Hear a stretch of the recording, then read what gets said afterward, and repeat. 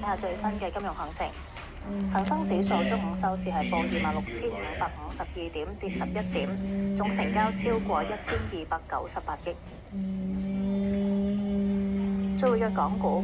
騰訊控股跌9蚊，南方恒生科技跌3仙半，盈富基金冇升跌，阿里巴巴跌4毫，恒地跌2蚊，友邦保險跌5仙，中國移動升4毫，香港交易所跌4個4，香港中華煤氣跌3粒，截攻。我必不是我。招備喺出港入調措施，堅決。咁我哋今次咧喺由於事件先同實際部部長會面，兩人討論點樣推動兩地深化喺金融、貿易、綠色轉型、產業發展等領域嘅互利合作。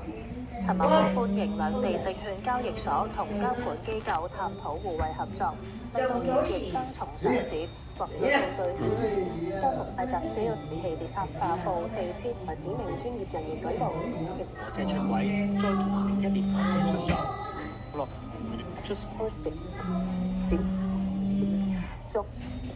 伊特不呢位瑞士球手第4盤打到決勝局，再贏細分7比4，盤數反勝3比1入次圈。白色裙嘅世界